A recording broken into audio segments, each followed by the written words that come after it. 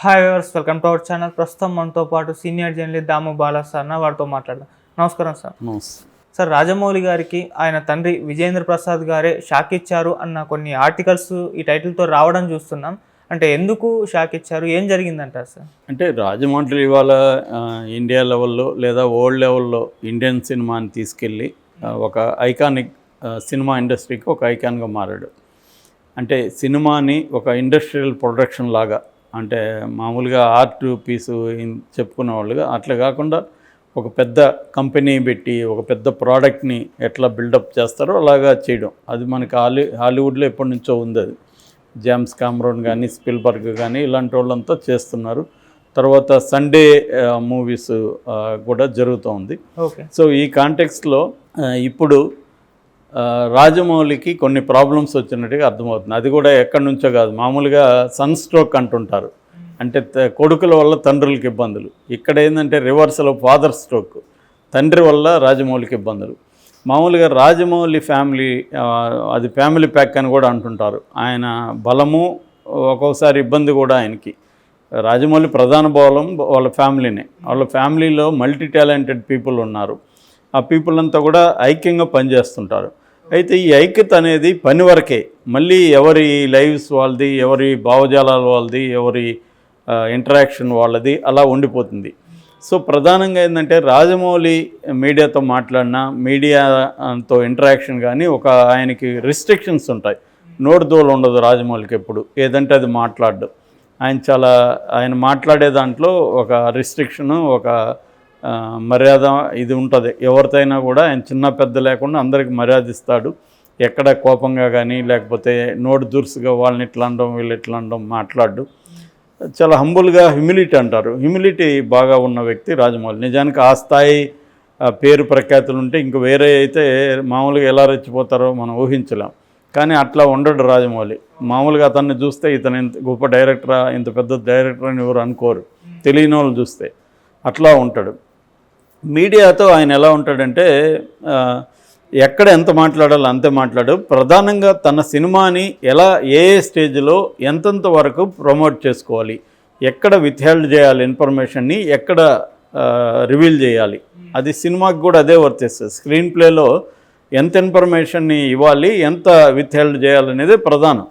అదే టెక్నిక్ని ఆయన ప్రమోషన్లకు కూడా వాడతాడు. ప్రమోషన్లకు కూడా అతను సిస్టమేటిక్గా, సైంటిఫిక్గా ప్రమోషన్స్ని తీసుకొస్తాడు. నిజానికి ఫిల్మ్ మేకింగ్ కంటే కూడా రాజమౌళి ఈ పబ్లిసిటీని తీసుకెళ్లడంలో ఇండియాలో ఎవరు చేయని ఎత్తులకి, ఎవరు వెళ్ళని ఎత్తులకి వెళ్ళినాడు. అది ఆస్కార్, ఆయన సినిమా త్రిబుల్-ఆర్కి ఆస్కార్ రావడమే పాటకి నిదర్శనం. అక్కడి వరకు ఆస్కారులో ఉండే 10,000 మంది ఆస్కార్ మెంబర్స్ ఉంటారు. వాళ్ళ 10,000 మంది దగ్గరికి తన సినిమాని తీసుకెళ్ళిన పద్ధతి కూడా నిజానికి హాలీవుడ్ సినిమాలని అలా తీసుకెళ్ళలేదు. చాలా సినిమాలని రాజమౌళి ఫస్ట్ టైం ఇండియాలో తీసుకెళ్ళగలిగారు. చివరికి మణిరత్నం లాంటి వాళ్ళు కూడా రాజమౌళి దగ్గర నుంచి మేము పబ్లిసిటీ నేర్చుకోవాలని చెప్పారంటే అర్థం చేసుకోవచ్చు. అందువల్ల ఆయన ఒక సిస్టమేటిక్గా ఉంటుంది. ఇక కీరవాణి లాంటి వాళ్ళు ఏం చేస్తారు, వాళ్ళు సెలెక్టివ్గా ఎంచుకుంటారు మీడియాని. తనకు నచ్చిన కొంతమంది మీడియా మిత్రులను పిలిచి వాళ్ళతో మాట్లాడతారు. ఒక్కోసారి ఆయన ఏదన్నా మాట దొరికినా కూడా మీడియా మిత్రులు దాన్ని జాగ్రత్తగా కవర్ చేస్తారు, ఇబ్బంది పెట్టరు అనుకునే వాళ్ళని పిలుస్తాడు ఆయన. వాళ్ళ దగ్గర ఆయన హార్ట్ఫుల్గా ఓపెన్ అప్ అయ్యి మాట్లాడతాడు. ఎప్పుడైనా కీరవాణి ఇంటర్వ్యూ చూస్తే ఆయన చాలా హార్ట్ఫుల్గా ఉన్నదన్నట్టుగా చెప్పడం, నిజాయితీగా మాట్లాడడం అవన్నీ ఉంటుంది. ఆయన మనసులో ఏముంటుంది చెప్తాడు.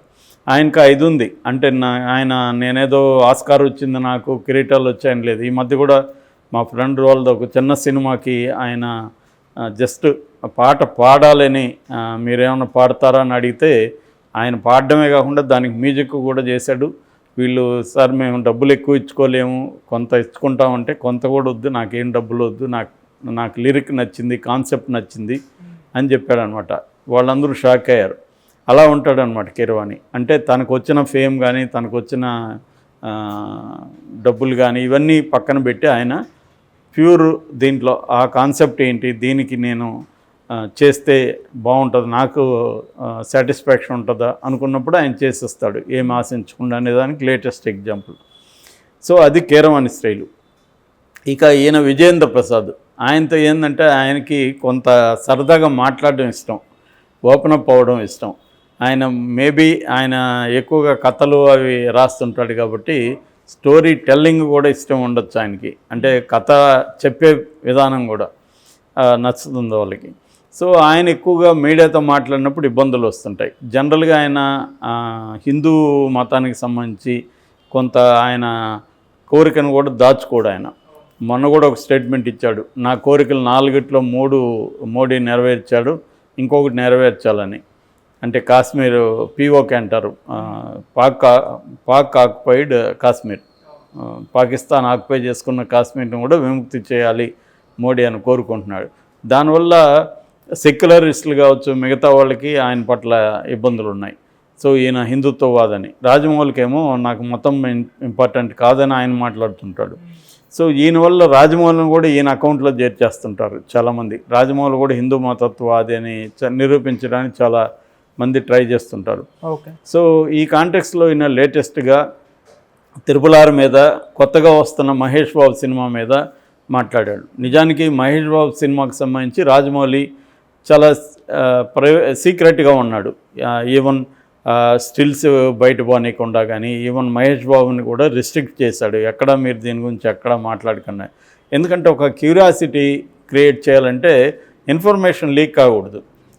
అప్పుడేమవుతుందంటే అంటా అని మాట్లాడుకుంటుంటారు కానీ ఏం జరుగుతుందో బయట వాడికి తెలియదు. అందువల్ల మనం ఇన్ఫర్మేషన్ని కంట్రోల్ చేయడం వెరీ ఇంపార్టెంట్. పబ్లిసిటీలో మనం అనుకున్న పద్ధతిలో ఇన్ఫర్మేషన్ వదలాలి కానీ మనకు తెలియకుండా మన కంట్రోల్లో లేకుండా ఇన్ఫర్మేషన్ వెళ్ళిపోకూడదు. అది రాజమౌళికి బ్రహ్మాండంగా తెలుసు అనమాట. అందువల్ల ఆయన అజాగ్రత్తలు తీసుకుంటే వీళ్ళ నాన్న వచ్చి దాన్ని ఇప్పుడు ఇబ్బంది పెడుతున్నాడు. ఈయనేమో పాత సినిమాల విషయంలో కాంట్రవర్సీ క్రియేట్ చేశాడు. ముఖ్యంగా త్రిపులార్లో అది మల్టీ స్టార్ అని తెలుసు, జూనియర్ ఎన్టీఆర్, ఇటు రామ్ చరణ్ సంబంధించి ఆయన ఇప్పుడు మాట్లాడింది వైరల్ అయిపోయి గొడవలు క్రియేట్ అయింది. ఆయన ఏం మాట్లాడాడంటే రామ్ చరణ్ని మేము అల్లూరి సీతారామరాజుగా చూపిస్తే వాళ్ళేమో హిందీ వాళ్ళు రాముడు అనుకొని హిట్ చేశారు అని చెప్పాడు. అది నిజమే కావచ్చు, కానీ దానివల్ల ఏమవుతుందంటే హిట్ అవ్వడానికి ఇదే కారణం అన్నట్టుగా ఉంది. అదో ప్రాబ్లం.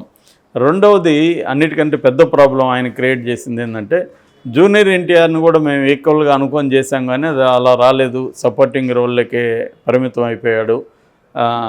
అందుకనే ఆ భీమా కొమరమేం సాంగ్ కూడా మేము అట్లా అనుకొని చేసాము అవన్నీ చెప్పాడు. నువ్వు ఎట్లా అనుకొని చేసావు ఏంటనేది చెప్పితే దీని రియాక్షన్ ఎలా ఉంటుందని ఆలోచించాలి. ఎందుకంటే జూనియర్ ఎన్టీఆర్కి కూడా ఒక స్ట్రాంగ్ ఫ్యాన్ ఫాలోయింగ్ ఉంటుంది, వాళ్ళు హర్ట్ అవుతారు.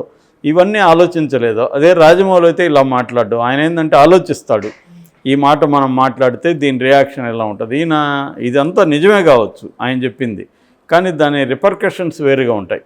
సో ఇప్పుడు జూనియర్ ఎన్టీఆర్ ఫ్యాన్స్ అంతా కూడా విపరీతంగా రాజమౌళి మీద, ఈయన మీద పోస్టులు పెడుతున్నారు, విజయేంద్ర ప్రసాద్ మీద. ఇదంతా ఇప్పుడు తలనొప్పోయింది. ఈయన ఇప్పుడు రాజమౌళి వాళ్ళ నాన్నకి వ్యతిరేకంగానే మాట్లాడలేడు, దాన్ని కరెక్ట్ చేయాలని ట్రై చేస్తే అది ఇంకా పెంట అవుతుంది.